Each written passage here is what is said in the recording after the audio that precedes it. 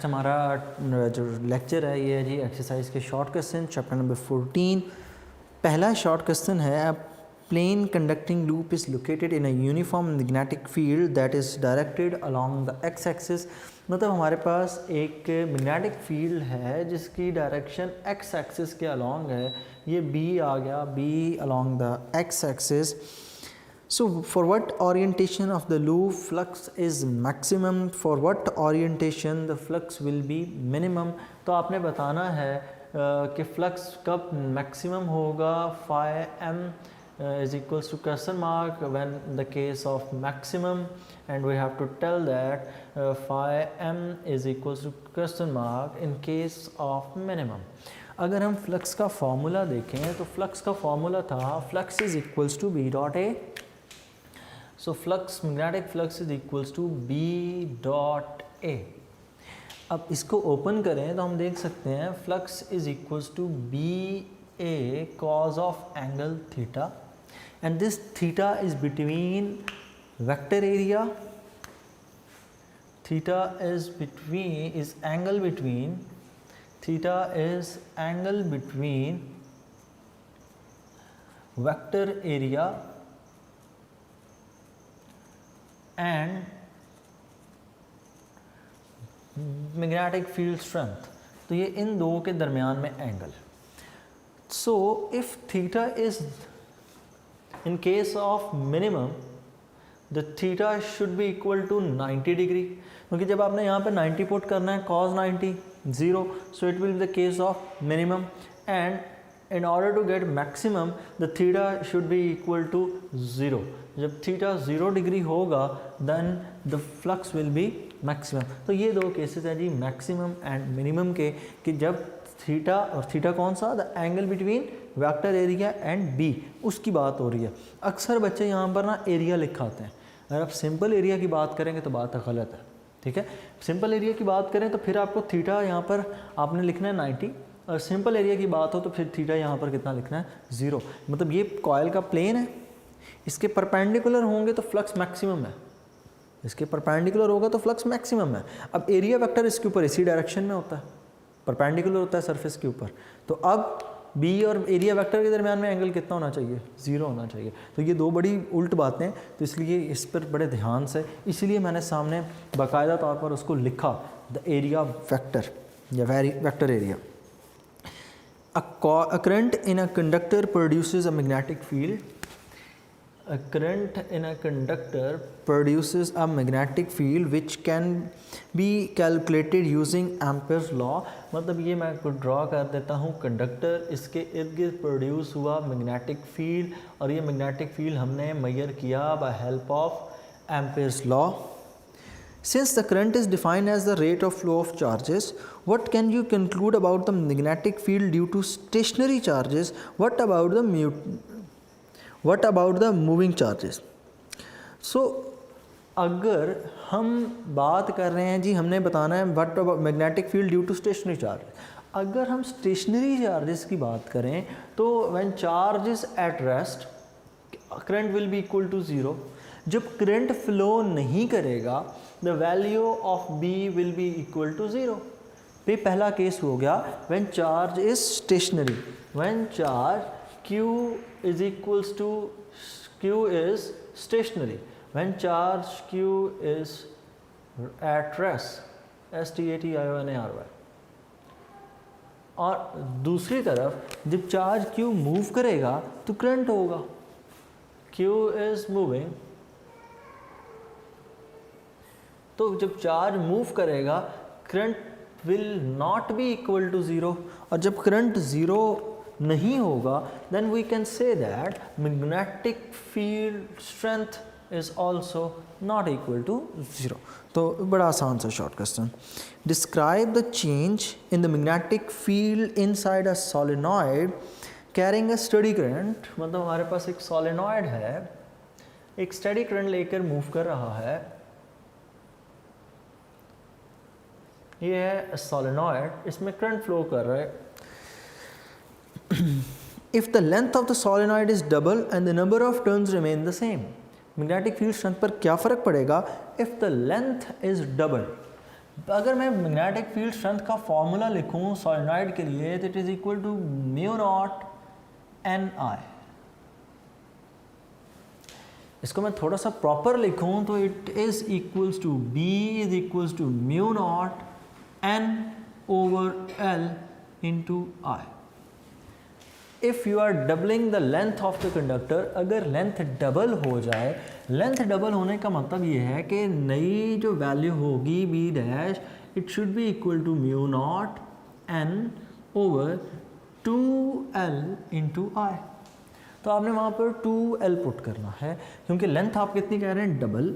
2 को मैं ज़रा अलग करके लिख देता हूँ, B dash is equals to 1/2 mu naught N over L into I. और यहाँ से मैं ये बात कह सकता हूँ कि ये mu naught N I over L, mu naught N I over L is equals to B, so B dash is equals to 1/2 of B. इसका मतलब ये हुआ कि अगर लेंथ डबल होगी तो magnetic field strength will remain half, तो B becomes half, क्योंकि अगर लेंथ डबल हो जाए तो magnetic field strength becomes half. इसी का दूसरा पोर्शन, इसी के दूसरे पोर्शन में क्वेश्चन कुछ यूँ लिखा है, नेक्स्ट इसके पार्ट में है जी, B the number of the turns is double but the length remains the same. मतलब आप नंबर ऑफ टर्न्स को N, total number of turns को आप डबल कर रहे हैं, तो अगर total number of turns double हो रहे हैं तो अब की बार हम बी डैश को क्या लिखेंगे, we will write it as B dash is equals to mu naught, B dash is equals to mu naught N, और n को अब हम कितना पुट करेंगे, हम n को पुट करेंगे 2n over l into are. और साथ मेंशन क्या किया है, साथ मेंशन ये किया है the length remains the same, सिर्फ आपने वाइंडिंग को क्लोज कर दिया। So B dash will be equal to 2 into mu naught n over l into I. और अगर हम इसको प्रॉपर लिखें तो हम यूँ कह सकते हैं B dash is equals to 2 और mu naught N L over N I over L, mu naught N I over L ये इक्वल होता है बी के। सो मैग्नेटिक फील्ड के ऊपर क्या फ़र्क पड़ा, मैग्नेटिक फील्ड बिकम्स डबल, तो हम यहाँ पर लिखेंगे इट बिकम्स डबल, कि मैग्नेटिक फील्ड स्ट्रेंथ की वैल्यू डबल हो जाती है। नेक्स्ट हमारा जी 14.4,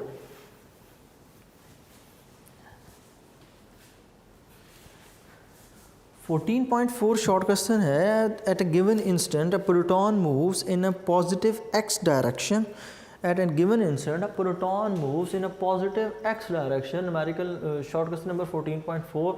तो ये प्रोटॉन की मूवमेंट पॉजिटिव एक्स डायरेक्शन में ये प्रोटॉन मूव कर रहा है। Next, where there is a magnetic field in negative Z direction, magnetic field की डायरेक्शन जी एक्सिस मैंने ड्रॉ करना था यहाँ पर, तो नेगेटिव जी इसके बिल्कुल ऑपोजिट यहाँ पर है नेगेटिव जी, और ये बी की डायरेक्शन है, और यहाँ पर ऊपर अब अंडरस्टूड है, मैं यहाँ पर ड्रॉ करूँगा वाई एक्सिस। ये कौन सा है, पॉजिटिव जी, पॉजिटिव जी के बिल्कुल ऑपोजिट कौन सा होगा जी, नेगेटिव जी एक्सिस। नेक्स्ट क्वेश्चन ये है जी, what is the direction of the magnetic force, what is the direction of force F is equals to question mark। वो जो फोर्स F के लिए डायरेक्शन, और नेक्स्ट कोई चीज़ इसमें है, will the proton continue to move in the positive x direction, why। तो क्या प्रोटॉन उसी पे मूव करता रहेगा, नहीं मूव करेगा, क्यों, क्योंकि हमें पता है एक प्रोटॉन एक चार्ज को मैग्नेटिक फील्ड के अंदर रखा जाए ना तो वो उसको रोटेट करवाता है, तो वो उसको 90 डिग्री के एंगल के ऊपर बेंड करवाने की कोशिश करेगा, और मुसलसल 90 का मतलब क्या होगा, रोटेट। दूसरे हिस्से का जवाब हो गया। फोर्स की डायरेक्शन बतानी है कि फोर्स की वैल्यू कितनी होगी। देखें F is equals to Q V cross B, ठीक हो गया। अब यहाँ पर F will be equal to Q, V के लिए यूनिट वेक्टर में क्या पुट करूँगा, positive x axis V I cap multiply by B negative Z minus K cap, और साथ B उसी तरह लिखेंगे आप, ठीक है। v के साथ v का यूनिट वेक्टर लिख दिया, b के साथ b का यूनिट वेक्टर लिख दिया। नेक्स्ट चीज़ आपने जो यहाँ पर करनी है वो ये है कि आप इस माइनस साइन को बाहर शिफ्ट कर दें।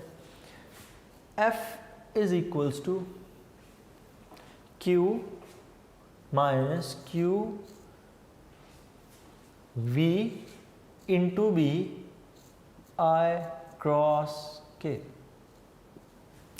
i cross k minus j होता है, i cross k minus j, so f will be equal to minus qvb into minus j, minus minus plus, so f will be equal to qvb और साथ positive j, मतलब force कौन से axis की तरफ लगेगी, it will deflect towards the positive x axis, मतलब ये इलेक्ट्रॉन यहाँ से रोटेट करता हुआ यूँ, तो वो उसका पाथ स्ट्रेट रहेगा, no it will not follow the positive x axis, it will deflect towards the positive y axis. ये है इसका जी proper solution. Next question number 14.5। Question number 14.5 में हमें ये कहा गया जी, two charge particles are projected in a region where there is a magnetic field perpendicular to their velocities, कि दो चार्ज पार्टिकल्स हमने एंटर किए जहाँ पर मैग्नेटिक फील्ड उनकी वेलोसिटी के परपेंडिकुलर है। ड्रॉ कर लेते हैं, कोई मसला ही नहीं है। ये नॉर्थ पोल, ये साउथ पोल, इनके दरमियान में मैग्नेटिक फील्ड नॉर्थ से किधर होगा, साउथ। ये होगी मैग्नेटिक फील्ड स्ट्रेंथ की वैल्यू, डायरेक्शन बी की, नॉर्थ से साउथ। आपने दो पार्टिकल्स एंटर किए इस फील्ड के अंदर, दो पार्टिकल्स जो इनके परपेंडिकुलर आ रहे हैं फील्ड के, तो ये परपेंडिकुलर यहाँ से इन पार्टिकल्स ने यूँ एंटर होना है, ये 1 और ये 2 है दूसरा, और दोनों एक दूसरे के पैरेलल हैं। अभी ऐसा ही कुछ कहा गया, दोबारा पढ़ लेते हैं। Two charge particles are placed in a region where there is a magnetic field perpendicular to their velocities, if the charges are deflected in opposite direction, what you can say about them, मतलब opposite side पर deflect होने का मतलब ये है कि ये charge जब इस फील्ड के अंदर एंटर हुआ ये इधर डिफ्लेक्ट हो गया, ये चार्ज एंटर हुआ तो ये इधर डिफ्लेक्ट हो गया। So what do you mean by this, कि आप इससे क्या अंडरस्टैंड करते हैं? तो इससे एक सिंपल सी चीज़ है कि उन चार्जेस के ऊपर एक जैसा चार्ज नहीं है, मतलब एक अगर पॉजिटिव है तो दूसरा क्या होगा, negative. both have opposite charge, दोनों के पास ऑपोजिट चार्ज है, तभी तो उनकी डिफ्लेक्शन राइट और लेफ्ट होती है। देखें ना, अब यहाँ पर आप अगर आपको समझ आती बात की, यहाँ पर अगर ये इलेक्ट्रॉन होता तो एक माइनस और लग जाना था, माइनस माइनस क्या हो जाना था, प्लस हो जाना था। आंसर में क्या आ जाना था, आई क्रॉस के से माइनस आ जाना था। तो डिफ्लेक्शन हम किधर लिखते, नेगेटिव आई एक्सिस की। तो यही बात यहाँ पर है कि दोनों चार्ज पार्टिकल्स का चार्ज ऑपोजिट है, मतलब एक पॉजिटिव है दूसरा नेगेटिव है, इसी वजह से दोनों की डिफ्लेक्शन ऑपोजिट डायरेक्शन में हो रही है। नेक्स्ट क्वेश्चन है जी 14.6। क्वेश्चन नंबर 14.6 है, suppose that the charge Q is moving in a uniform magnetic field with a velocity v। एक यूनिफॉर्म मैग्नेटिक फील्ड है और उसके अंदर एक चार्ज Q मूव कर रहा है, उसकी वेलोसिटी v है। Why there is no work done by the magnetic force that acts on the charge। मतलब ये है कि ये मैग्नेटिक फील्ड है नॉर्थ, ये मैग्नेटिक फील्ड का दूसरा पोर्शन मैग्नेट का साउथ, इसके दरमियान से एक चार्ज है। चार्ज जब इसके अंदर एंटर होगा तो चार्ज डिफ्लेक्ट होता है, हमें पता है मैग्नेटिक फील्ड स्ट्रेंथ उस पर फोर्स लगाती है।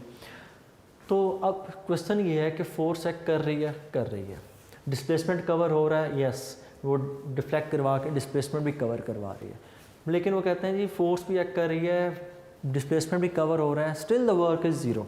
ये है क्वेश्चन का मतलब। Can you explain why? तो वो वर्क के लिए दो कंडीशन थोड़ी ना है, वर्क के लिए तो तीन कंडीशन है। वर्क का फॉर्मूला है एफ डॉट डी, प्रॉपर लिखें तो W is equal to F D cos of angle theta.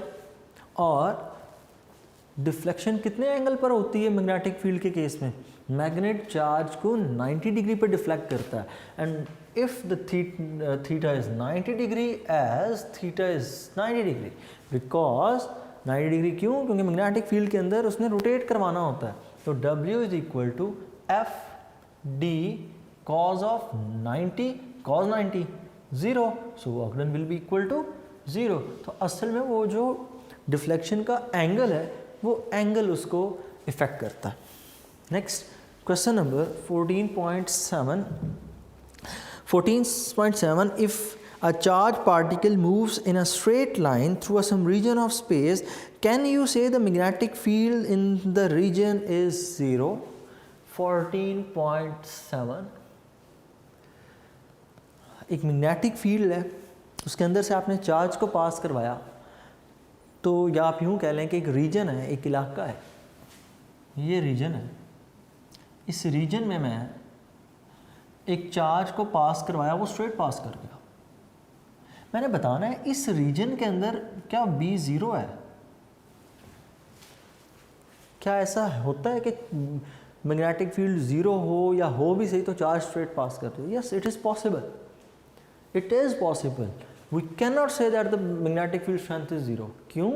क्योंकि अगर चार मैग्नेटिक फील्ड के पैरेलल मूव कर जाए, because F is equals to QVB sine of angle theta, and if theta is 0 degree, मतलब if the velocity of the particle and the magnetic field strength is parallel to each other, and if they are parallel, you can say that theta will be equal to 0, so force will be equal to 0, no force will act on the charge, and if there is no force, the charge will not deflect.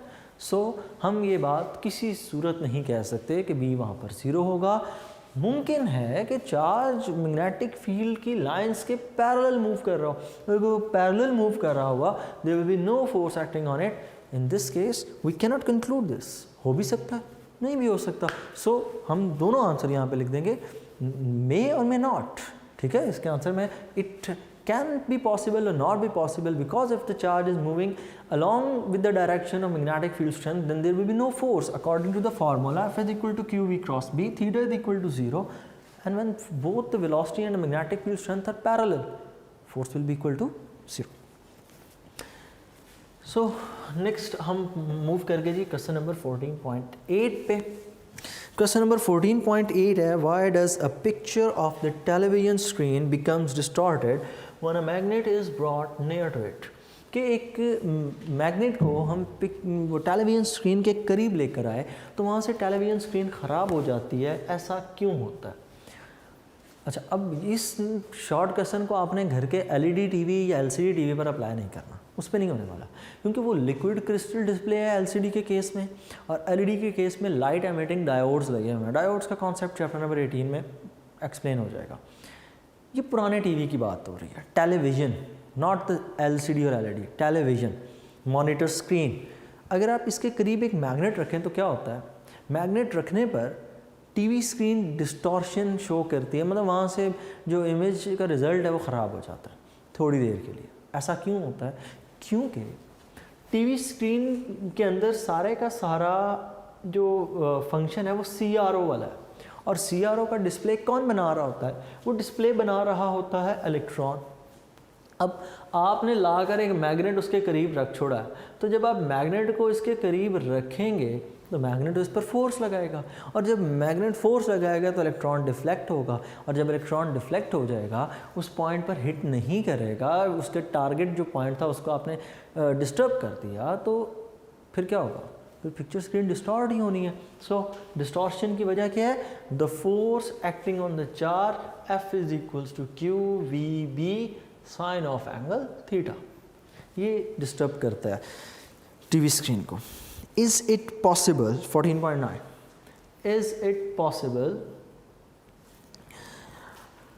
to orient a current loop in a uniform magnetic field such that the loop will not tend to rotate? मतलब हमने वो एक topic पढ़ा था torque वाला, उसमें हमने कहा था एक तरफ नॉर्थ पोल है, दरमियान में एक कॉइल है, इस कॉइल के ऊपर टॉर्क एक्ट करता है। क्या आप कोई ऐसी सिचुएशन बता सकते हैं when the coil will not rotate between the magnetic field even though the current is passing? Current भी पास कर रहा है, स्टिल आपने कोई ऐसी सिचुएशन बतानी है कि कॉइल रोटेट ना करे। हमने इसके लिए फॉर्मूला पढ़ा था, torque is equals to I B A cos of angle theta. ठीक है, एन भी लगाना है तो बेशक लगा लें, एक कॉइल है तो मैं नहीं लगाऊंगा, इसलिए नहीं लगाया था। ठीक है, I B A cos of angle theta, what if the theta is 90 degree. मतलब अगर कॉइल मैग्नेटिक फील्ड के सामने यूं पड़ी है, ये इधर नॉर्थ पोल है, इधर साउथ पोल है, तो इस सिचुएशन के अंदर क्या होगा, theta will be 90 degree, and when the theta is 90 degree the torque will be equal to 0 because cos of 0 is 0, so torque will be equal to 90. so अगर कॉइल का area B के सामने perpendicular हुआ तो इसका मतलब ये है कि theta will be equal to 90, so torque will be equal to 0. Next question number 14.10. How can a current loop be used to determine the presence of a magnetic field in a region of space. मतलब एक आप loop को, current loop को किस तरह से use कर सकते हैं कि आपको पता चल सके मैग्नेटिक फील्ड है या नहीं। आप यूँ करें, आप यूँ समझें इस बात को, ये एक वायर है, करंट लेकर आ रही है, इसके आगे ये बनी हुई है लूप, और यहाँ से करंट जा रहा है वापस। ठीक है, ये करंट कैरिंग लूप हो गई, और इसके सामने यहाँ पर कहीं पर ये करंट फ्लो कर रहा है, बस इसमें सामने सुमने कुछ नहीं, ये करंट आया फ्लो कर रहा है इसमें से वापस। ये लूप हमें किस तरह से हेल्प कर सकती है कि इधर there is a magnetic field और नॉट। इस लूप को आपने रखना है suspended, just like in the case of galvanometer, जिस तरह वो वहाँ पर वायर सस्पेंडेड थी, बिल्कुल वैसे ही। अगर तो कोई करंट मैग्नेटिक फील्ड इधर उधर हुआ तो ये रोटेट करना शुरू कर देगी, और अगर ये रोटेट नहीं करती तो आप थोड़ा सा इसको एडजस्ट करके फिर भी देख रहे हैं, क्योंकि हो सकता है कि ये सिचुएशन है ना हो, ठीक है, कि वो पैरेलल, ये वाली सिचुएशन ना हो कि उसके 90 डिग्री के एंगल पे पड़ी, तो आप उसको थोड़ा सा रोटेट करके बेशक देख लें। अगर फिर भी कोई डिफ्लेक्शन शो नहीं होती तो इसका मतलब मैग्नेटिक फील्ड 0 है। अगर ये डिफ्लेक्शन शो कर देती है तो मैग्नेटिक फील्ड है। If it deflects B is non-zero. If it does not deflect या rotate, does not rotate का word मैं यूज़ करूँगा, B is equals to 0। लेकिन उसमें ध्यान से ये सिचुएशन ना क्रिएट हो जाए बस, वरना तो ये आपको हेल्प करेगी उसकी B की वैल्यू बताने में। How can you use a magnetic field to separate the isotopes? Isotopes को सेपरेट करने के लिए मैग्नेटिक फील्ड किस तरह यूज़ होती है। हमने टॉपिक पढ़ा था force on a moving charge in a uniform magnetic field.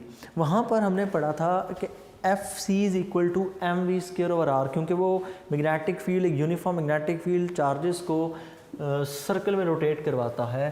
तो हम आइसोटॉप्स को डिफ्रेंशिएट करते वक्त पहले उनको चार्ज करते हैं। सपोज करें हमारे पास 3 आइसोटॉप्स हैं, कार्बन 612, कार्बन 613, कार्बन 614। सबसे पहले इन तीनों को आपने करना है आयोनाइज। उसके लिए हीट करें, उसके लिए एक्स्ट्रा इलेक्ट्रॉन ऐड करें, व्हाटएवर यू वांट, इसको आयोनाइज करना है। आयोनाइज करने पर it will behave like a moving charge in a uniform magnetic field. जब आप इसे मैग्नेटिक फील्ड से पास करेंगे, मैग्नेटिक फील्ड इनको घुमाएगा सर्कल में, जिस तरह आप केमिस्ट्री में फर्स्ट ईयर स्पेक्ट्रोस्कोप में आप लोग पढ़ते हैं, स्पेक्ट्रोमीटर में सॉरी, तो वहाँ पर फोर्स एक्ट करेगी। एक होगी सेंट्रीपिटल फोर्स जिसकी वजह से सर्कल में घूम रहा है, एक होगी force on in a uniform magnetic field FM कहते हैं उसको। तो FC के लिए फॉर्मूला होगा mv²/r, FM के लिए फॉर्मूला होगा EV×B। 90 डिग्री का एंगल है तो EVB लिख रहे हैं उसको। नेक्स्ट एक V को V से कैंसिल कर दें, R को मैं इधर शिफ्ट कर रहा हूँ, B को मैं उधर शिफ्ट कर रहा हूँ, और E को, R will be equal to mv/E/B। ठीक हो गया ना, R को इधर शिफ्ट कर लिया, VA कैंसिल कर दिया, तो अब होगा क्या, mass is directly proportional to radius. कि जितना बड़ा मैस होगा उसका रेडियस उतना बड़ा होगा। मतलब ये जब सर्कल में तीनों रोटेट करेंगे तो सबसे बड़ा जो सर्कल का रेडियस होगा वो किसके लिए होगा? सबसे बड़ा सर्कल का रेडियस होगा 614 का, कार्बन 614 सबसे बड़े सर्कल में होगा। उससे छोटे वाले सर्कल में जो रोटेट कर रहा होगा दैट विल बी कार्बन 613, और जो सबसे छोटे सर्कल के अंदर रोटेट कर रहा होगा दैट विल बी कार्बन 612। तो यूं हम आइसोटॉप्स को depending upon their radius in which they revolve in the magnetic field उससे हम डिटेक्ट कर लेते हैं। ये इसके पीछे सारा पेपर में ये नहीं बना क्या नाम है, सिर्फ एक्सप्लेनेशन यही काफ़ी होगी। ये सिर्फ और सिर्फ आपके कॉन्सेप्ट डेवलप करने के लिए मैं एक्स्ट्रा डायग्राम्स ड्रॉ करता हूँ ताकि आपका कॉन्सेप्ट बेहतर है। नेक्स्ट चीज़ शॉर्ट क्वेश्चन जी 14.12 जी हाँ 14.12 है जी, what should be the orientation of the current carrying coil in a magnetic field so that maximum torque is produce and whenever the case there will be minimum torque. तो current carrying coil में magnetic field में किस तरह से रखें? वो जो मैंने अभी कॉइल बनाई थी ना यहाँ पे, ये एक कॉइल है, इस कॉइल को आपने मैग्नेटिक फील्ड में रखा, आपने किस तरह से इसको रखना है कि मैक्सिमम हो, किस तरह से आप इसको रखें कि मिनिमम हो। इसके ऊपर जो टॉर्क या फोर्स लग रही है, फोर्स ने टॉर्क प्रोड्यूस करा ना, इसलिए दोनों वर्ड यूज़ कर दिए। यहाँ पर नॉर्थ पोल, यहाँ पर साउथ पोल, ये ड्रॉ कर दें। What should be the orientation of the current carrying coil in a magnetic field so that the torque acting upon it is maximum.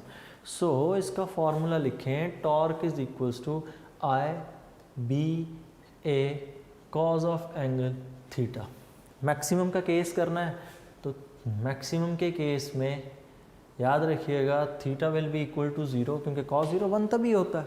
So torque is equals to I B A cos of angle 0, cos 0 1, और जब cos 0 1 torque is equals to I B A। ये maximum की situation होगी। इन the case of minimum, और यहाँ पर आप ये भी कह सकते हैं when the coil is parallel to the magnetic field, तब टॉर्क मैक्सिमम होगा। And when the coil is perpendicular, coil perpendicular हो, torque is equal to I B A cos of 90 degree, this is the torque minimum, और torque minimum cos 90 0, so the torque will be equal to 0। सो ये दो situations हैं, और इस case में आप कह सकते हैं when the coil's plane is perpendicular, जब परपेंडिकुलर होगा तब मैग्नेटिक फील्ड, जब टॉर्क की वैल्यू कितनी होगी? 0 होगी। नेक्स्ट शॉर्ट क्वेश्चन है जी, short question number 14.13। 14.13 a loop of wire is suspended between the poles of the magnet with the plane parallel to the pole face। ठीक है, अब यही सिचुएशन आप अपने जहन में रखें कि ये सिचुएशन नहीं है, दोबारा देखें। A loop of wire is suspended between the poles of the magnet with its plane parallel to the pole face। मैं प्रॉपर डायग्राम ड्रॉ करूँगा क्योंकि इसमें आपने कंफ्यूज हो जाना है। नॉर्थ कॉइल,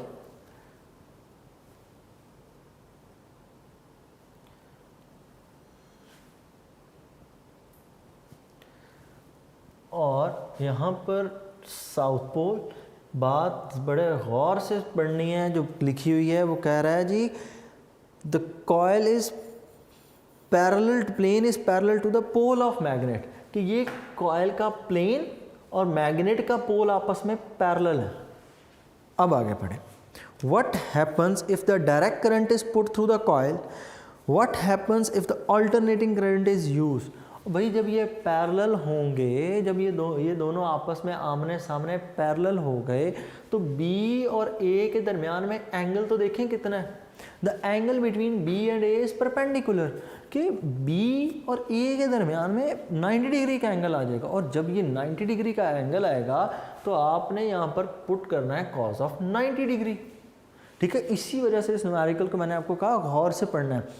ये दोनों आपस में पैरेलल हैं, लेकिन मैग्नेटिक फील्ड स्ट्रेंथ है जब पास करना है, आपने यूं लाइन ड्रॉ करनी है तो वो किस तरह आ जाएगी, that will be perpendicular. Magnetic field strength की अगर मैं वैल्यू ड्रॉ करूं तो डायरेक्शन ड्रॉ करूं तो उसकी डायरेक्शन कुछ यूं होगी। अब इसका बताएं एरिया के साथ एंगल कितना आ रहा है, अब एरिया के साथ ये परपेंडिकुलर होगी, और जब ये एरिया के साथ परपेंडिकुलर हो जाएगी तो यहाँ पर कॉस कितना आ जाएगा 90 degree, and when cos 90 degree torque will be equal to 0, ठीक है, टॉर्क 0 हो जाएगा, और जब torque 0 coil will neither rotate, और चाहे इन केस ऑफ आप डायरेक्ट करंट कह रहे हैं चाहे in case of alternating current होगा, दोनों के अंदर ऐसा होगा। और लास्ट 2 क्वेश्चन बहुत बहुत important, why the resistance of the ammeter should be very small और the very low. Ammeter के अंदर हम एम मीटर के जो रेजिस्टेंस अटैच करते हैं वो गैल्वेनोमीटर के पैरेलल में अटैच करते हैं। करंट को हम 2 रास्ते प्रोवाइड कर रहे होते हैं।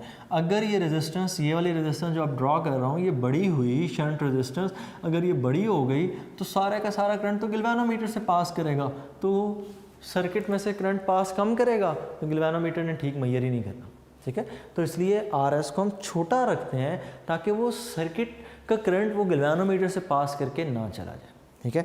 और साथ आप इसका फॉर्मूला लिख दीजिएगा। और लास्ट जो क्वेश्चन है, why the voltmeter should have a higher resistance. Voltmeter में हायर रेजिस्टेंस इसलिए लगाते हैं ताकि गैल्वेनोमीटर सर्किट में से करंट जो है वो ड्रॉ ना करना शुरू कर दे। क्यों, पैरेलल में लगना है, फिर करंट के 2 रास्ते हो जाने हैं, और जब करंट के 2 रास्ते होने हैं, अगर ये रेजिस्टेंस हुई छोटी तो सारा करंट तो यहाँ से पास कर जाएगा। तो इसलिए इस रेजिस्टेंस को बड़ा होना चाहिए, और एम मीटर के केस में ये रेजिस्टेंस छोटी होगी, एम मीटर, और ये वोल्ट मीटर के केस में होगा, ठीक है। तो ये थे हमारे जो चैप्टर नंबर 14 के शॉर्ट क्वेश्चन। नेक्स्ट हिस्से में हम करेंगे चैप्टर नंबर 14 के चैप्टर के एमसीक्यूज जो एग्जाम्पल के। अल्लाह हाफिज़।